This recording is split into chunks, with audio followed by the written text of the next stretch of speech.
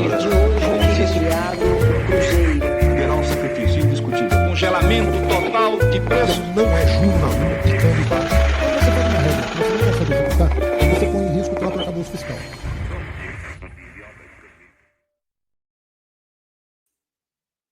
Bom dia, pessoal. Sejam todos muito bem-vindos, sejam todas muito bem-vindas. Esse é o nosso Esquina Sucupira, edição da manhã. Eu sou o Rodrigo Oliveira e vou acompanhar vocês nesses próximos 30, 40 minutos, mais ou menos, para a gente falar um pouco sobre novidades no fronte das tarifas, né? O Trump anunciou ontem que tem um acordo que vai ser anunciado hoje pela manhã. Já já a gente fala disso. Vamos falar também, obviamente, sobre a decisão do Fed, o que afinal o Fed está esperando para começar a cortar os juros, né? É esse risco Trump, será? O que disse o Powell, né, sobre isso ontem durante a coletiva, o que diz o comunicado e o que o mercado está esperando, né? E além disso, obviamente, vamos falar sobre o Copom, o Comitê de Política Monetária Brasileiro decidiu, né, do Banco Central do Brasil, decidiu ontem por elevar a taxa de juros, aquilo que todos nós já sabíamos, em 0,50 ponto percentual, né, 50 bases, ontem para 14,75. Mas e aí? A Selic bateu no teto? Bom, vocês vão saber a minha opinião, né, sobre esse assunto. E também, depois disso, aí a gente fala então com o nosso querido convidado de hoje, Roberto Reis, que é especialista em marketing eleitoral, e vai falar com a gente um pouco sobre o que esperar aí para as eleições de 2026, o que ele tem visto, o que ele está vendo sobre isso, já que esse é provavelmente um dos maiores gatilhos que a Bolsa Brasileira está esperando para finalmente decolar, né? Ontem, inclusive, a Bolsa fechou mais ou menos no 0 a 0 de novo, né? Eu vou explicar tudo isso para vocês, mas antes, né? Antes, porém, contudo, entretanto, tem que passar aqui pelo pessoal que já está aqui. Se você está chegando aqui pela primeira vez, lembre-se, inscreva-se no canal, ative o sininho e deixe o like, tudo isso é muito importante para o algoritmo do YouTube entender a relevância deste programa, tá bom? Além disso, se você ainda não me segue lá no Substack, esquinasucupira.substack.com. Se o Substack for muito difícil para você, procura no Google, Esquina Sucupira, a gente está no primeiro resultado lá. Esquina Sucupira, que é essa junção onde a Faria Lima encontra a Praça dos Três Poderes. Vamos lá, muito bom dia para a nossa querida Letícia. Maria Lúcia também está por aqui. Bom dia, Maria Lúcia. Bom dia, Edwin. Odirley Pinheiro também. Carmelina, Eneida. E bom dia para quem está chegando também, ainda não conseguiu colocar aqui. Hoje vamos acelerar, porque tem muita coisa para falar. E eu quero deixar um tempo bom aí para o nosso amigo Roberto Reis, porque eu acho que vocês vão gostar de ouvir o que ele tem para falar. Beleza? Vou começar então com o Trump. Trump ontem, olha aí, feliz da vida, anunciou o primeiro acordo, né? Disse que vai anunciar amanhã, hoje, o primeiro acordo de tarifas com um player importante mundial no comércio internacional. Todo mundo tem uma desconfiança, vou falar um pouquinho para vocês já sobre qual é a minha, que é a de todo mundo, basicamente, porque não tem muito para onde correr. Vale lembrar o seguinte, o Liberation Day foi no dia 2 de abril, né? Ia ser no dia 1º, o Trump foi avisado pelos marqueteiros dele lá, olha, dia 1º pega mal, porque também lá é o dia da mentira. Foi para o dia 2, e aí começaram as negociações, né? O mercado otimista por dois motivos. Isso deve ajudar o mercado hoje, porque é o primeiro acordo, então as coisas estão andando, e o segundo é aquilo que a gente falou ontem e na terça-feira, que é o anúncio do início das negociações no sábado aí com a China, lá na Suíça.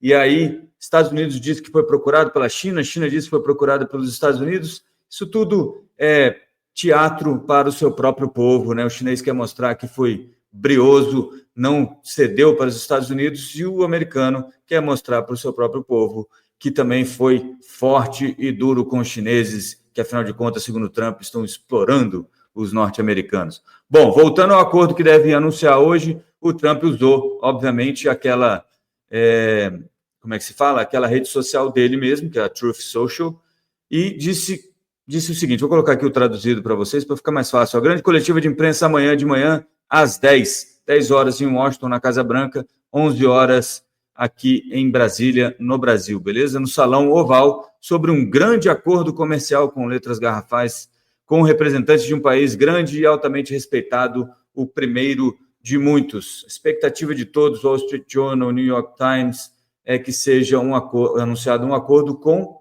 a Inglaterra, né? Parceiro de sempre, de primeira hora dos Estados Unidos, sempre.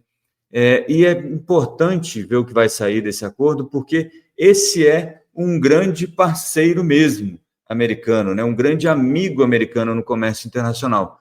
Afinal de contas, dali, provavelmente, é dali para cima, se o Trump mantiver aí essa ideia que ele tem, e aquilo que a gente conversou sobre a ideia esqueci o nome dele, aquele documento que eu coloquei na newsletter do Esquina Sucupira umas 3 ou 4 semanas atrás, explicando qual seria essa estratégia do Trump, tudo andando conforme, conforme planejado ali naquele documento. Beleza? Bom, ontem, então, o Fed definiu, só fazer um parênteses aqui, lembrando, isso deve reforçar o dólar hoje, tá? Esse é um motivo para o dólar subir hoje, não só contra o real, mas também contra as outras moedas. Lembrando que o DXY teve um desempenho horroroso desde o Liberation Day, estava com quase 10% no ano de queda, e deve recuperar um pouco dessa força aí, conforme os Estados Unidos foram andando com as tarifas. A gente chegou a falar sobre isso um tempo atrás. Beleza? Fed ontem também decidiu taxa de juros, para surpresa de absolutamente ninguém, ficou em 4,25, 4,50, apesar da grita do mercado e da grita do nosso querido Donald Trump, né? Jerome Powell, esse senhorzinho que vocês estão vendo aí na tela, decidiu, com, obviamente, os membros do FOMC, que a taxa fica em 4,25 e 4,50, porque ainda há muita incerteza. Em outras palavras, o risco Trump continua muito alto. Isso aqui eu não estou falando se o Trump é bom ou se o Trump é ruim, não é isso. Como o Trump utiliza uma tática de negociação e até de comunicação que é dúbia e é muito difícil de você ler, porque ele vai e volta o tempo todo, isso causa incerteza e, obviamente, o Fed, né, os bancos centrais, esperam as coisas se concretizar, principalmente nesses cenários em que você tem mais incerteza, para então tomar uma decisão. Obviamente, o Jerome Powell e o pessoal do Fed, né, foi uma decisão também unânime dessa manutenção dos juros entre 4,25 e 4,50. Obviamente, esse pessoal está esperando aí para ver qual vai ser o impacto real, né, das tarifas do nosso querido Donald Trump. O Powell chegou a falar o seguinte na coletiva, eu até separei aqui para vocês. Na situação atual, provavelmente, diz o Powell, há uma incerteza elevada por causa de mudanças significativas de políticas nessas 4 áreas: tarifas, imigração, política fiscal e política regulatória. Mas isso deve ser passageiro, devemos superar isso. Então, voltaremos ao nível normal de incerteza que sempre acompanha as previsões econômicas. O que os analistas estão fazendo, não só nós, né, o Fed, mas todos os analistas, é trabalhar com um conjunto de suposições sobre o que pode acontecer, mas que funcionam mais como uma referência provisória. Ou seja, são plausíveis, podem acontecer, mas honestamente, você não apostaria nisso, porque simplesmente não se sabe. Então, estamos em compasso de espera, aguardando para ver o que vai acontecer. Então, não adianta gritar que o nosso querido Jerome Powell vai ficar com essa carinha simpática aí, esperando que os dados econômicos sejam mais robustos para, então, ele dizer quando começa o corte de juros. Lembrando que lá em outubro do ano passado, a aposta do mercado era de um corte em janeiro. Lá para novembro, dezembro, isso passou para março, depois para maio, depois para junho e agora está em julho. Junho, até ontem, era uma alternativa, ainda é uma alternativa, mas julho já é a percepção majoritária.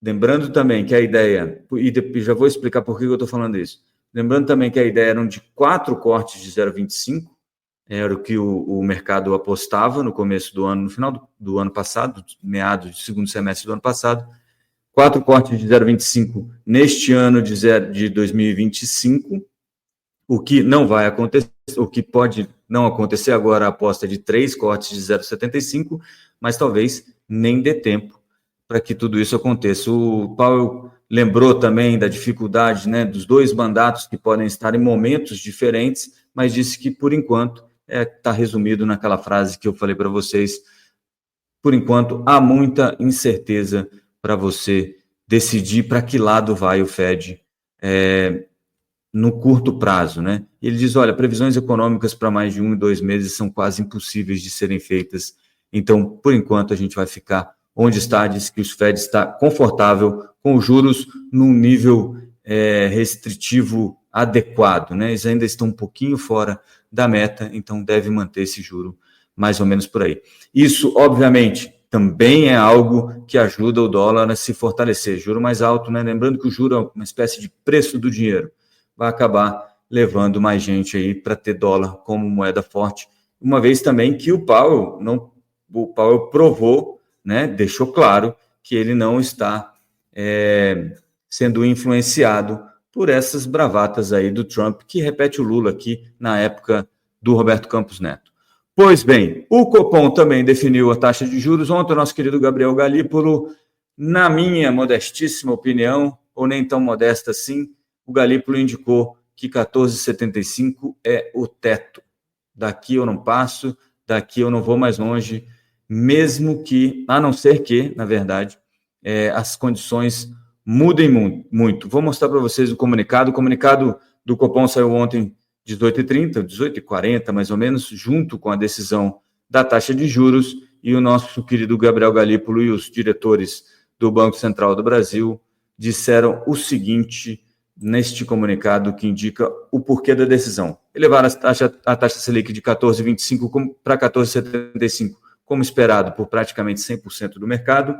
E aí mudaram algumas coisas ali sobre esse comunicado aqui. É um comunicado já comparado com o comunicado anterior, tá? O que está em vermelho sublinhado são adições ao comunicado, e o que está cruzado em vermelho foram palavras retiradas do comunicado. O que interessa aqui para a gente resumir um pouco dessa história? Diz e por que eu acho que o Galípolo está indicando que ele não quer subir mais os juros, né? Ele fala que a previsão, a expectativa, né, a perspectiva do Copom para o final de 2026, que é o horizonte relevante agora do Comitê de Política Monetária do Banco Central para a consecução da meta de 3% de inflação, continua descalibrado, está em 3,6%, se não me falha a memória. E diz o seguinte, nas divulgações mais recentes, a inflação cheia e as medidas subjacentes mantiveram-se acima da meta de inflação, mas ele tira novamente apresentar elevações, né, que já e também porque tem a ver com os dados, né, mas já é uma forma de mostrar, olha, as coisas estão caminhando para o lado correto. E aí ele diz o seguinte, os riscos para a inflação, tanto de alta quanto de baixa, estão mais elevados que o usual. Está mais difícil a gente medir, mas ele tira que tem aquela história de assimetria altista no balanço de riscos, que a gente entendia, e todo mundo tem entendido, como um indicativo de, olha, eu preciso apertar mais essa torneirinha, preciso deixar a política monetária mais restritiva, porque há mais chances de alta da inflação do que de baixas. E aí ele coloca as duas como difíceis de prever, muita incerteza, mas em patamar igualitário, e adiciona aqui uma redução no preço das commodities com efeitos desinflacionários para ser a terceira e ter ali, porque lá atrás, vocês vão lembrar, alguns de vocês pelo menos, que o comunicado do Copom vinha com 3, quando a primeira vez que veio com 3 motivos para alta e 2 motivos para baixa no balanço de riscos, isso foi lido inclusive por mim automaticamente como, olha, existe uma simetria altista. Não tinha essa expressão no comunicado, que acabou vindo no comunicado seguinte, confirmando essa percepção, mas agora ele tirou essa assimetria altista e, para não deixar dúvida, colocou um motivo a mais para baixa, que é essa redução nos preços das commodities, que é um pouco do motivo anterior, que é uma desaceleração global mais pronunciada decorrente do choque aí do comércio internacional em função das tarifas, né? Então, ele meio que repete, óbvio, isso tem um espaço para você dizer, não, mas as commodities podem cair porque a OPEP resolve produzir mais petróleo. Nem tudo é comércio internacional, mas, na verdade, o que está levando as commodities para baixo, os preços das commodities para baixo, tem a ver com essa expectativa do nosso querido Trump. Deixa eu só passar aqui para a segunda parte, rapidinho. E, por fim, né, meu Exhibit 3, né, minha terceira evidência de que, na minha opinião, de que o Galípolo já indicou que 14,75 é o teto da Selic, pelo menos por enquanto.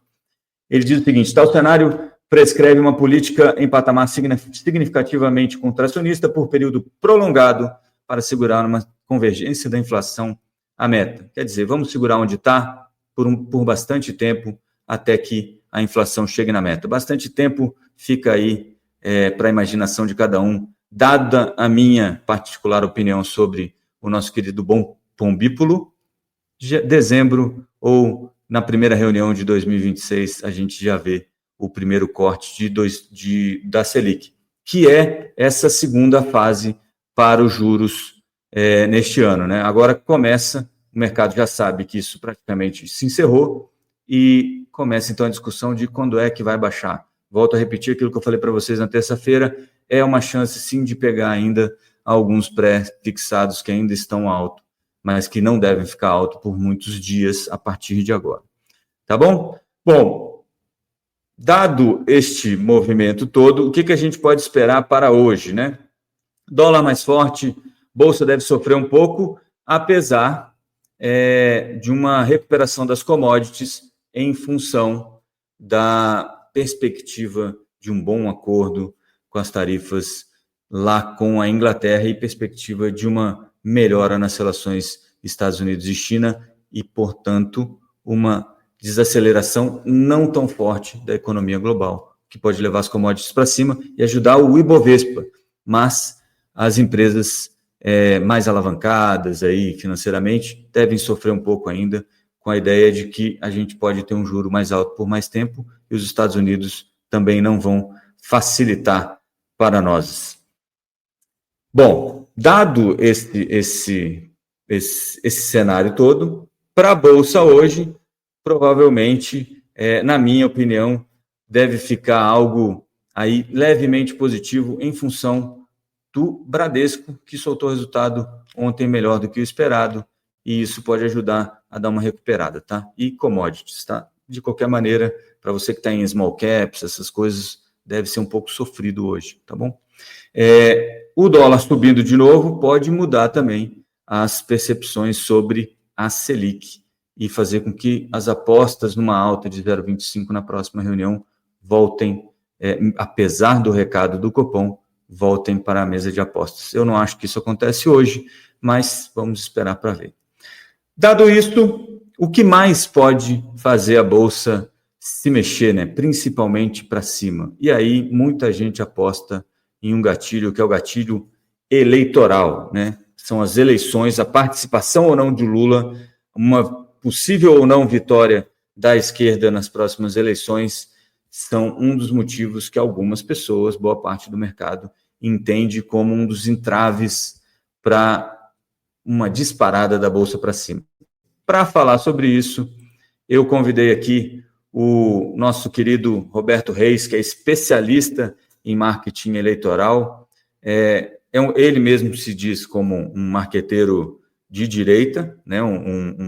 Uma pessoa que está sempre mais ligado aí à direita, então já faço aqui o disclaimer, né? Se você achar que está muito à direita, tem um pouco disso, mas o que eu tenho acompanhado dele é sempre uma pessoa muito ponderada e as opiniões são baseadas em lógica e fundamento, que é o tipo de coisa que a gente gosta aqui no nosso querido Esquina Sucupira. Então vou convidar o meu querido Roberto Reis para uma conversinha aqui, um bate-papo, para ele desvendar esse mistério das eleições 2026. Roberto, esteja muitíssimo bem-vindo ao nosso Esquina Sucupira. E queria agradecer, obviamente, sei que você tem uma agenda complicada, conturbada. Inclusive, ontem eu falava um pouquinho com o Roberto, ele me falava, olha, as pessoas acham que não, mas eu estou sempre em campanha, porque você aí não sabe, mas toda hora tem uma eleição no Brasil. O Brasil faz eleições a todo momento, né? O que é bom, viu? Não é uma coisa ruim. Roberto, muito obrigado por ter dedicado aí um tempinho para a gente aqui no Esquina Sucupira, e seja muito bem-vindo ao nosso recanto aqui, onde a Faria Lima se encontra com a Praça dos Três Poderes. Bom dia. Bom dia, Rodrigo. Bom dia, turma. Prazer estar aqui no Esquina com você. Eu já assisto o seu programa há algum tempo, gosto muito. Vamos falar aí. Vamos contribuir um pouco com esse tema que o mercado tanto quer saber, né? Que vai além do político, vai principalmente o eleitoral, que estou aqui para explicar isso.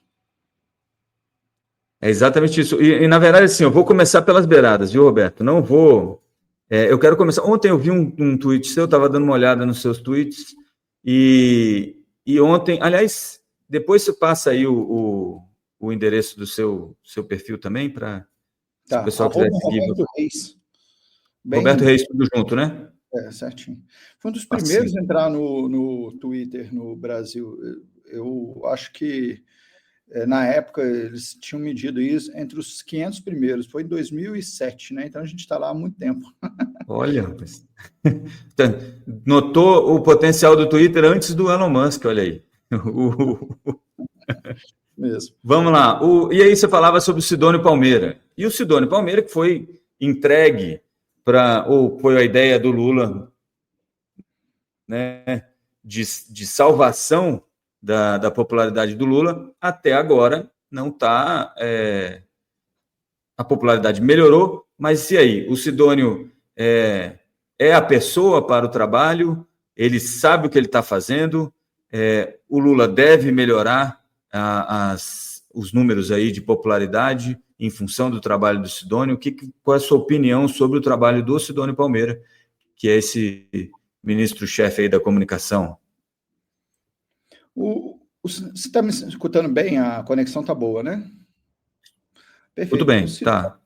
O Sidônio, ele é muito bom tecnicamente, ele entende, ele tem todos os skills para melhorar um candidato qualquer em relação à popularidade, ele domina as técnicas, mas ele é um lembrete para mim e para outros colegas da área de por que a gente tem facilidade de trabalhar na eleição e muita dificuldade de trabalhar em mandato. São coisas bem diferentes. Eu, há mais de 15 anos, já não aceito trabalhar em mandato, e eu acho que é um pouco em função disso. Você vai ter um ou outro episódio que eu precisei ir lá durante um tempo fazer alguma coisa, mas, assim, evita ao máximo. Porque, durante as eleições, ele tem à sua disposição verba, um ambiente que estimula a criatividade, ele tem boa equipe, ele pode contratar os melhores, o tempo de reação, e de decisão e de estratégia é muito diferente. No mandato, ele tem que simplesmente trabalhar com seus pares lá do mandato, que tem aquele ritmo que não tem nada a ver com o ritmo de um comunicador. Tudo é reunido e discutido muito, tudo tem um contraponto, naturalmente burocrático. A verba ela é complexa, ela não pode, ela tem métodos assim de ser utilizado, ela tem muito carimbo já. Então, assim, ele está um cara bom, todo amarrado, bom tecnicamente, que eu digo, né? Ele tem a ideologia dele, ele é próximo, e é um cara que ajudou na eleição do Lula, assim, de forma magistral, mas no mandato ele não pode fazer muita coisa. Então, assim, o centro de custos dele ali faz com que até ele foque no mandato e ele não possa fazer o que ele gostaria de fazer para a figura do Lula. Chega no limite ali, alguns momentos ele até ultrapassa isso, Mas, veja bem, o que ele pode fazer muito além disso? Não é só o problema dele, tá? É um problema até do Tarcísio. Muita gente fala assim, pô, mas por que o Tarcísio não está se divulgando mais, não está falando para fora de São Paulo, não está mostrando o seu trabalho para o Brasil inteiro? Pô, a verba institucional de comunicação ela não permite isso. Ela tem alguns limites, tem gente vigiando o tempo todo. Uma cidadezinha do interior, né? Eu vou falar aqui, por exemplo, o prefeito de Sorocaba ele tem uma liberdade maior, apesar de que daqui a pouco pode sofrer interferências de Tribunal de Contas, né? Do que o governo de São Paulo e principalmente a presidência da República. Então, Só fazer um adendo, Roberto, para quem não está ligado aí nesse prefeito de Sorocaba, para você ter uma noção, ele virou um hit de internet, né? E eu fiquei sabendo dele pela minha filha, que tem 12 anos, para você ter uma ideia do quanto funcionou essa história dele no TikTok e etc. Primeiro que ele leva jeito, ele nasceu ali, é ele que faz, conceitualmente, não é criado por uma equipe de comunicação, aquilo é natural dele, isso faz muita diferença nas redes sociais, não tem um social media por trás. Mas o Sinônimo, eu sabia que ele ia enfrentar essa dificuldade, eu escrevi um artigo no Antagonista logo que ele assumiu, explicando um pouco disso aí, e tem outros aspectos também, que é o seguinte, há um transatlântico, e toda hora muda a pauta. Ele tinha um planejamento e veio o INSS, que não estava no plano dele. Para ele deslocar tudo isso aí, essas pessoas todas, cara, o cara deve estar trabalhando quase assim, 24/7, e não vai conseguir criar muitos efeitos por causa disso que eu falei e outras coisas também. O Lula é de uma geração que não só ele, mas o entorno dele não convivia com isso. Ele não tem uma agenda para fazer isso. Um cara igual o prefeito de Sorocaba, certamente ele dedica ali, em termos de comunicação, 1, 2, 3 horas por dia para fazer uma comunicação tão efetiva. Aquilo ali não chegou, gravou. É projetado, programado, discutido, né? E o Lula não tem tempo disso e nem acha isso importante. Genuinamente, ele acha que não é necessário para fazer isso, né? Então, cara, ele está com um pepino nas mãos e eu acho que com um resultado muito limitado, por mais genial que seja, e assim, eu já fiz lá atrás algumas campanhas eleitorais para o PT, uns 15 anos atrás, o inimigo é de dentro, sabe? As maiores críticas que ele vai ter vai ser dentro do próprio PT. Quando ele ousar um pouquinho, quando ele sair um pouco da linha, quando ele não mostrar o resultado que a expectativa dele está gritando, ele vai começar a tomar porrada mais de dentro do que de fora. Você vê que de fora a galera faz piadinha, brinca, mas ninguém pega no pé dele. A pressão interna dele vai ser monstruosa. E aí a gente chega num segundo ponto, que é a pergunta do milhão, né? O Lula é o candidato ou não do PT ou da esquerda em 2026? Olha, essa pergunta era uma das mais complexas e, assim, daria um papo assim, de 1 hora explicando todos os aspectos que me levam a acreditar que ele não será o candidato. Então, assim, não é fácil responder. Você vê ali que, por exemplo, em relação a isso, eu já escrevi, sei lá, uns 4, 5 artigos, assim, de várias e várias páginas, e tem sempre uma coisinha que eu falo, pô, podia ter explicado lá. É o conjunto de informações que eu tenho me leva a crer isso.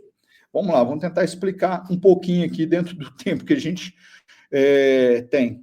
O Lula, a primeira coisa é entender como é que fala, a sua trajetória. Ele, em 2010, né? 2010, eu acho que foi a eleição da Dilma, ou 12, peraí, vamos tentar. 18, 14, 2010, isso. Ele indicou a Dilma foi lá, fez um trabalho dela. naquele ano, eu estava falando mais ou menos 15 anos atrás, eu pude acompanhar um pouco a eleição de perto, porque eu trabalhava, eu fiz alguns trabalhos, uma empresa que eu tinha para o PT. E, cara, na eleição da Dilma, estou falando 15 anos atrás, ele já não tinha o mesmo tesão de gravar como ele tinha nos mandatos dele. O mandato cansa, né? 2002, 2006. Ele já, por exemplo, pulava alguns programas eleitorais, ele não participava de comícios em algumas cidades, não queria ter uma agenda tão atribulada. Ele já sentia ali que ele tinha feito a sua parte. Indicou a Dilma. E tudo que ele queria que desse certo. E a Dilma deu errado. Então, assim, chamaram ele para consertar um pouco da questão Dilma já em 2014. Não, achou melhor não se intrometer nisso, deixou a Dilma tocar os aspectos eleitorais, a estratégia dela, como ela quis. Como é que fala? Ele não se envolveu tanto no operacional ali, então a esquerda começou a sair, e em 2018, depois que aconteceu tudo que aconteceu, aí a Lava Jato, aquela onda anti-PT, ele meio que, assim, foi no instinto dele, assim, de sobrevivência da esquerda, sobrevivência do partido, sobrevivência da sua imagem, assim, imbuída a participar de novo do pleito, e principalmente por questões jurídicas, né? Mas ele já estava de saco cheio ali. Ali ele já não queria participar, mas ele era uma questão de sobrevivência. E deu o que aconteceu, ele foi preso e foi o Haddad.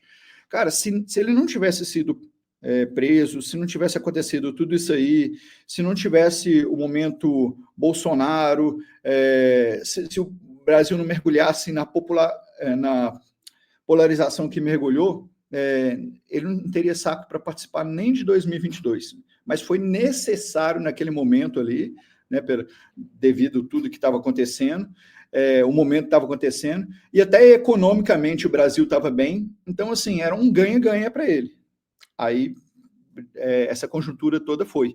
Esses dias eu vi uma entrevista do Gilberto Carvalho, até um amigo meu que passou, eu achei a entrevista excelente, foi no 247, o comentário dela recentemente, e o Gilberto Carvalho fala isso, ele fala assim, cara, o Lula não queria vir, não queria participar, não estava com vontade, ele veio porque era necessário, porque só ele poderia ganhar, né?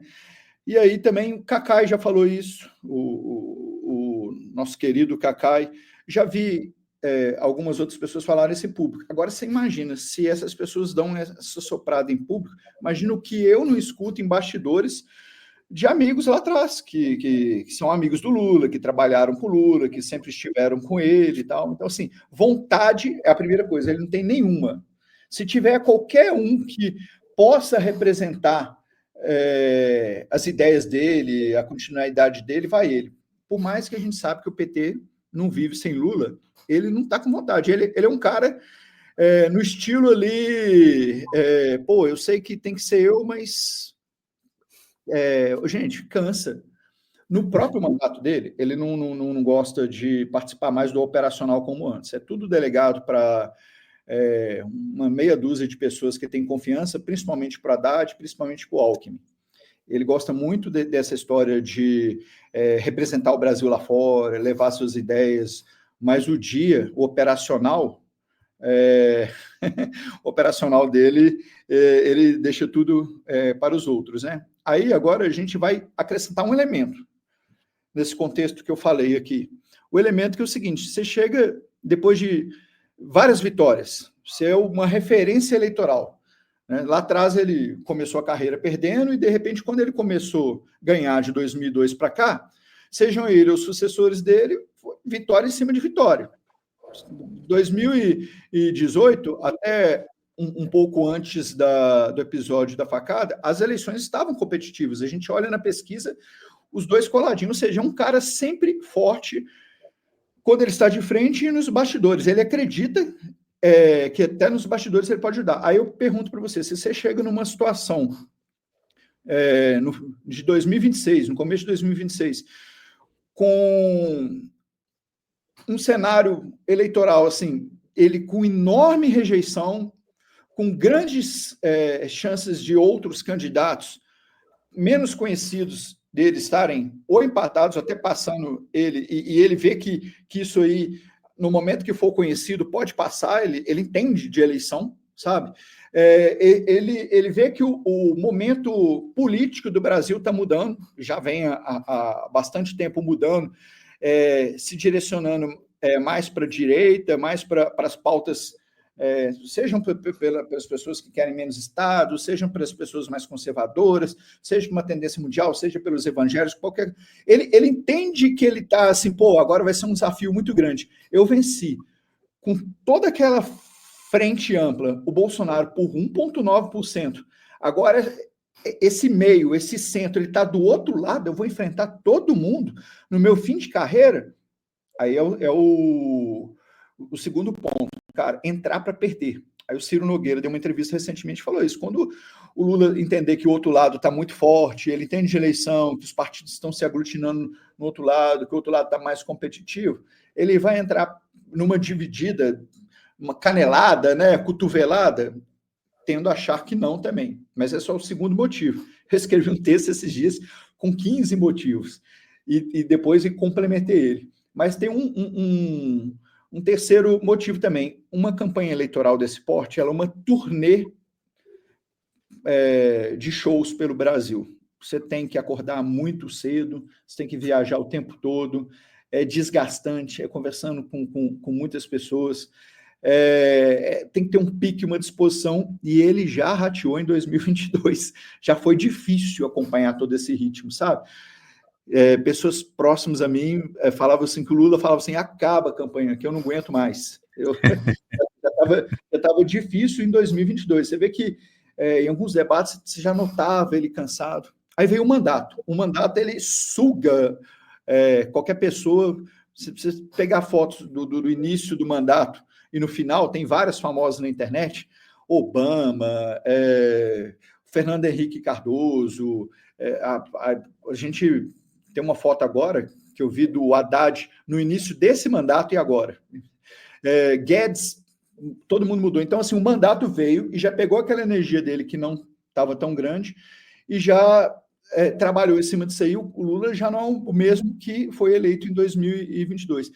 Cara, que complicação que os caras vão arrumar para ele, para fazer uma campanha eleitoral competitiva com um cara bem mais novo, e eu não estou falando especificamente de Tarcísio, mas pode estar do outro lado o Tarcísio, o Ratinho Júnior, Caiado, caras assim que estão com mais disposição para rodar o Brasil, país continental, acordar cedo. E não adianta só gravar pela TV, você tem que estar no lugar, você tem que estar com as lideranças, você tem compromissos políticos o tempo todo.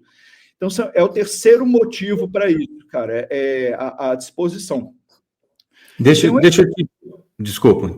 te interromper um pouquinho só. Porque duas coisas me surgiram aqui enquanto você falava. Uma então, se ele não for, já é um pouco da esquerda entregando os pontos, é uma das perguntas. E a outra se ele for, ele é competitivo? Ele pode ser competitivo? Eu lembro também de uma fala sua indicando que, olha, março, abril deve ser o pior momento do Lula nesse mandato desse ano, e ele deve começar a melhorar na popularidade daqui para frente. Então, você consegue falar um pouquinho sobre isso também? Não, tá. Bacana você ter falado isso aí. Antes de começar a campanha, quem já trabalha com isso já tem uma noção e já consegue projetar, não é prever, projetar as suas chances eleitorais. Então, assim, muito disso é decidido antes. Quando você vê um Temer não querendo ir para a campanha, ele já sabia que ele não tinha chance. Quando você vê um Dória querendo não participar do pleito também, ele também já sabia antes. Nós recebemos, assim, relatórios de diversas linhas de pensamento, né, que assim, juntando tudo aquilo ali, sua experiência eleitoral, você já tem uma noção antes. Eu diria que uma campanha eleitoral, 50% dela está decidida antes delas iniciar, né? Dito isso, se ele perceber que ele tem grandes, enormes chances, que é uma campanha, um passeio no parque, com um adversário que não vai ser muito difícil, com todos os partidos em torno dele, o Brasil economicamente maravilhoso, tudo isso aí, cara, tudo conspirando a favor, pode ser que ele queira por pressão do PT. Ainda assim, alguns outros motivos, que não dá para explicar todos aqui pelo nosso tempo, né, me vem a crer que até nisso ele poderia querer mandar um substituto dele, por mais pressão que ele sofra. Mas ele não vai ter nenhuma conjuntura dessa em torno dele. Tudo isso aí vai, de certa forma, vai estar friccionando para que ele tome uma decisão assim, mais calculada, que é de manter o seu legado e sair com vitória. Aquele jogador que vai aposentar ganhando a Copa de 58, 62 e 70. Pô, não estou afim de jogar de 74 aqui porque tá ruim para mim, né? Eu sinto isso aí. Mas, assim, uma campanha eleitoral do Lula, a gente tem que entender o seguinte: ele não ganhou a última, quem ganhou foi a rejeição. Então, e ele sabe disso, todo mundo sabe. Apesar dele não estar governando para esse público, ele sabe disso.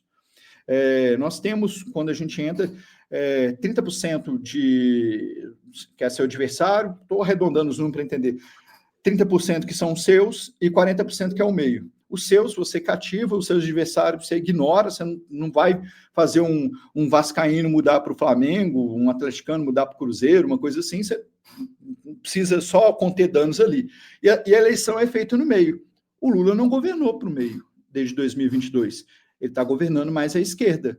Ele esqueceu desse detalhe. Uma coisa que ele já explicou em vídeo, tem vídeo dele, ele explicando isso no YouTube, ele esqueceu de governar para esse meio. Esse meio não votou no Lula porque gosta do Lula, tampou o nariz e falou assim, cara, vou ter que votar no Lula por causa do que o Bolsonaro aprontou aí na pandemia e tal. O meio foi um pouquinho lá para o lado do Lula, assim, de certa forma até envergonhado, e votou lá no Lula. Muitos nem contaram para todo mundo em relação à rejeição. Esses caras, qualquer uma possibilidade, é muito grande esse meio, tá? Possibilidade de um candidato melhor que ele, com menos rejeição que ele, com melhores resultados que ele, o cara vai desaguar nele. Então, assim, aí o Lula vai ter os seus 30%, 33%, ser um terço ali garantido. Que já foi mais, tá? Mas a gente... Aí você pega isso, agora vem um Ciro que vai disputar com ele, tudo mais ver, né? Eu acredito que eles estão... vai batalhar forte para isso, né? Disputar um pouquinho esse pouco eleitorado ali da esquerda e da centro-esquerda, né? Aí você tem do outro lado candidatos fortíssimos da direita que estão conversando, estão se unindo, que desde 2019, ainda no Bolsonaro, já criaram amizade, alguns governadores se encontram através do COSUD sempre, estão sempre tentando unir o discurso, né? Os caras, vez ou outra, deixam escapar que eles vão estar juntos. Aí você tem caciques eleitorais assim, fazendo um trabalho assim, para fortalecer o centro. Hoje, 4 partidos dominam 60% de todo o meio político, e todos esses já estão mostrando, por várias dicas, reportagens indo para o outro lado. Cara, é um ambiente muito inóspito. Ele está fazendo um trabalho agora de tentativa de recuperação, pós-março de 2025, que possa as contas do final de ano, em relação à sazonalidade, é um momento ali que quem está no governo sofre bastante, e ele especificamente, que já tinha grande rejeição, e que eu já previa ele perder esse centro que ele nunca olhou, né? Foi muito ruim. Ele está fazendo esse trabalho assim, mas a cada momento assim que ele vai tentando recuperar um pouco, e possivelmente até recupera um pouquinho assim, um pouquinho ali, vai vir um INSS, vai vir uma outra coisa, no final do ano tem outra coisa também, é muito desgastante. Então, ele tem um teto muito baixo, uma probabilidade muito pequena, assim, de começar a subir. Os ganhos são, assim, percentuais muito pequenos. Sabe aquela brincadeira, assim, que quando você está fazendo musculação, assim, você pode passar 6 meses, você ganha 1, 2 quilos de massa magra. Aí você fica 10 dias sem treinar, você perde 5, 6 quilos de novo. Então, ele está realmente nadando contra a maré. E esse nadando contra a maré cansa pra caramba. Ele vai chegar no momento assim, cara, eu fiz isso tudo, cheguei até aqui, estou olhando aqui o meu quadro, eu não sou competitivo para a próxima campanha, o que eu vou fazer lá? Eu vou ir para o sacrifício? Para o sacrifício eu já fiz várias outras coisas, né? Então, assim, eu tendo a entender isso. E eu só te falei, assim, agora juntando 4 motivos, mas eu tenho mais de 15 motivos que me levam a crer que ele não estará competitivo e não vai querer brincar disso em 2026.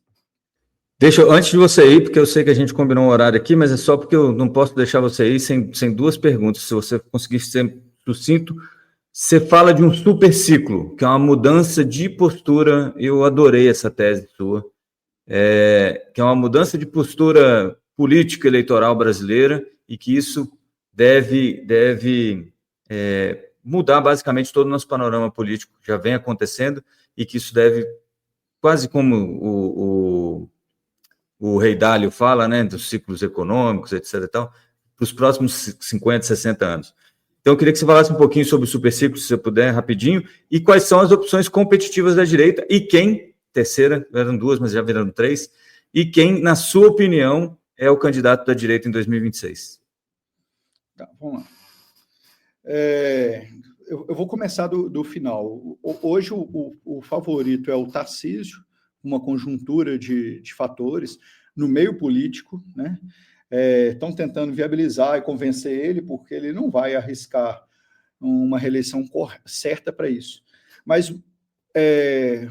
o seu entorno, os caciques partidários, a opinião pública, mercado, e o próprio bolsonarismo, eles têm muito a ganhar com o Tarcísio, então todos esses agentes estão tentando viabilizar isso cada vez mais. Quando a gente falava disso lá atrás, parecia assim, um simples desejo, mas a partir desse momento que as peças estão se unindo, muita gente já vê ele, isso estou falando meio político, não entusiasta, né, como o favorito mesmo. E eu tenho certeza que o próprio Bolsonaro entende isso também, né? Então é ele.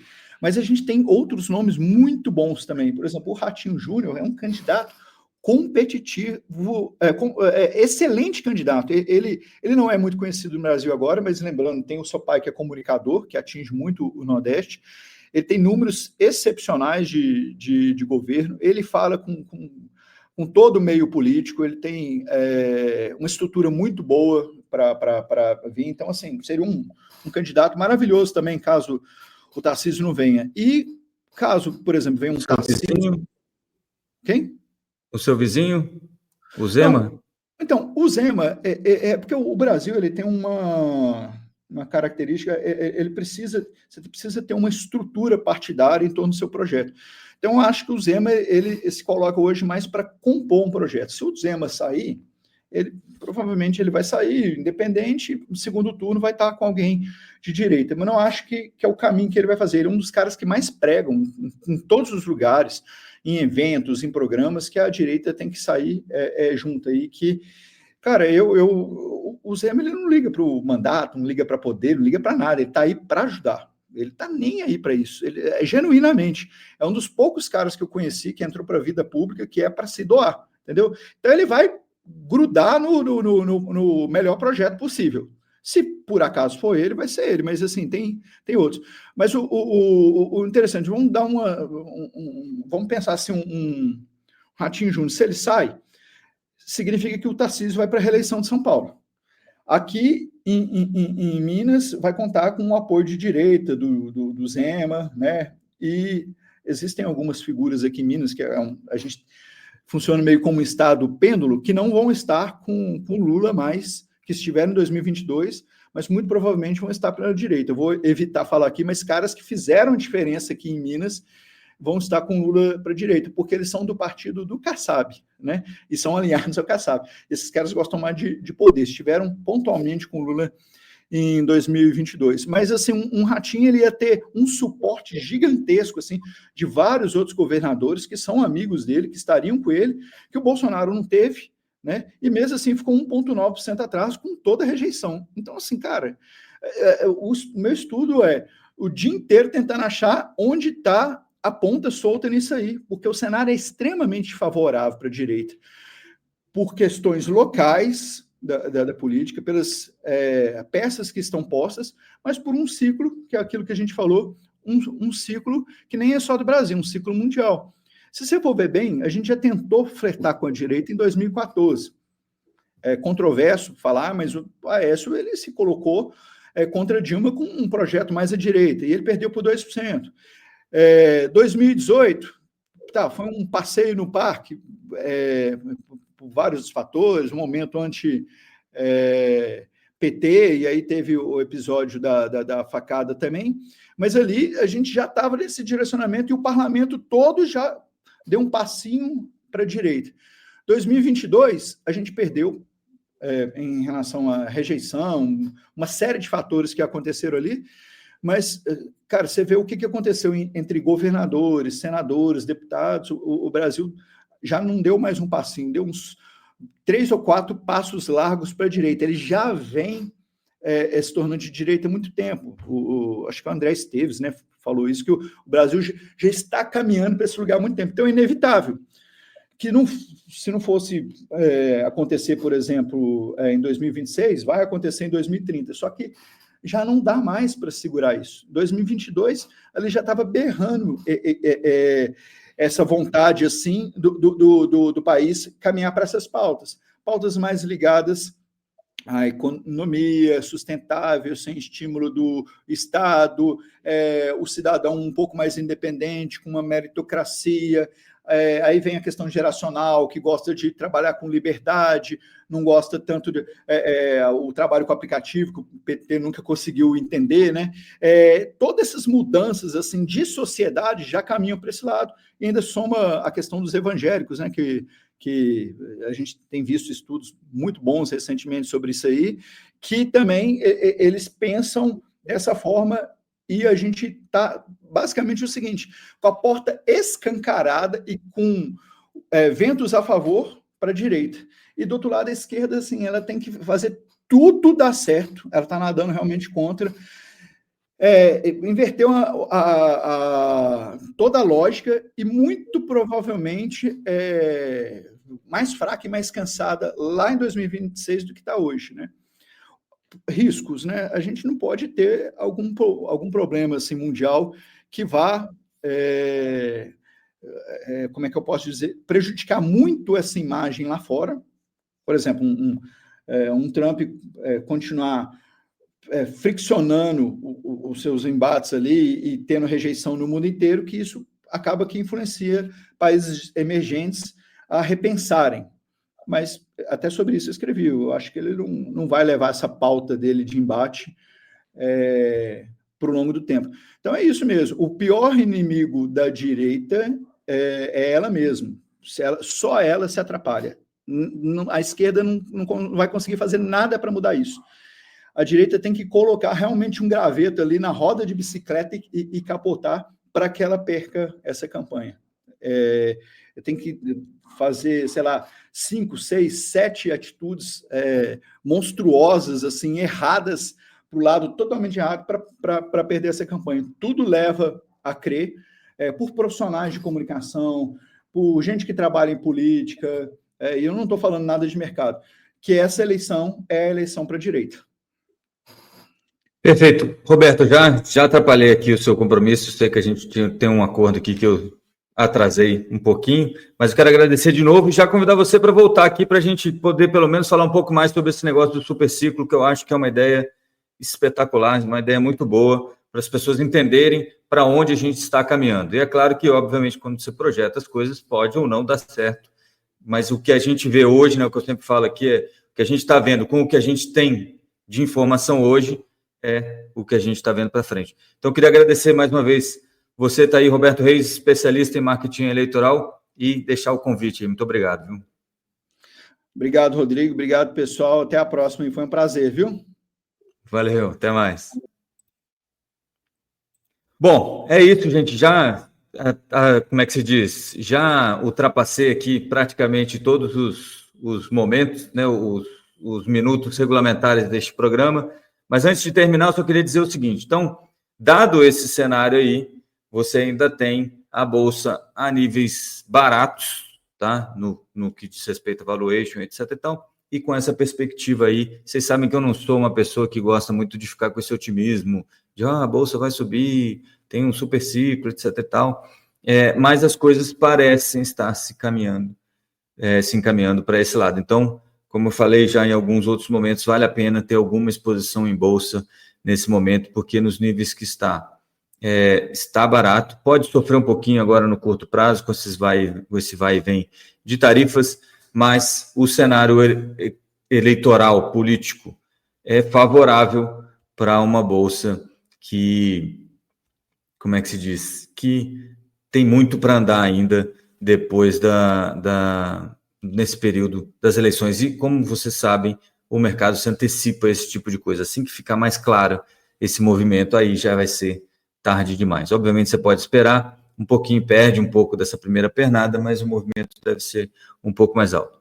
Bom, só para terminar aqui, futuros de Wall Street subindo 1%, o S&P 500 agora, e Nasdaq subindo 1,32%. O petróleo sobe 1,76%, o minério de ferro cai 1,31%, né? O petróleo, $62 o barril, quer dizer, está subindo isso tudo, mas está quase sempre no mesmo lugar, ali pertinho dos $60, né? Ontem mesmo chegou a 61 um pouquinho, agora $62. E é isso para hoje. Vamos ver como o mercado reage aí a todos esses elementos de Fed, Copom e o anúncio que sai às 11 horas deve mexer com o mercado em função de ser o primeiro acordo aí sobre tarifas e vai dar uma espécie de uma base, né, sobre o que a gente pode esperar desse plano de tarifas do nosso querido Donald Trump. Beleza? Eu vou ficando por aqui. Bons negócios a todos. Lembre-se, se você ainda não está inscrito no canal, inscreva-se, ative o sininho para você receber comunicados aí, lembretes toda vez que a gente estiver no ar, e deixa o like neste programa para que ele possa, então, alcançar cada vez mais pessoas por aí, que favorece o algoritmo do nosso querido YouTube. E se você ainda não me segue lá no Substack, esquinasucupira.substack.com, para ver tudo que a gente produz aqui neste hub, que é o Esquina Sucupira, tanto no YouTube, no Spotify, a newsletter semanal, e aí você pode ficar bem informado de uma forma a mais independente possível. Se você quer ajudar a apoiar essa empreitada, lá no Esquina Sucupira também tem uma assinatura para quem quer apoiar financeiramente este programa e tudo que a gente produz por aqui, beleza? Mensalidade acho que é R$20, 19, qualquer coisa. Se você quiser, puder, tá lá no Esquina Sucupira. Beleza? Eu vou ficando por aqui, como eu disse. Bons negócios a todos na quinta-feira. A gente se vê amanhã no nosso podcast Acorda Sucupira. E até lá. E enquanto isso, e dado tudo isso, força Sucupira!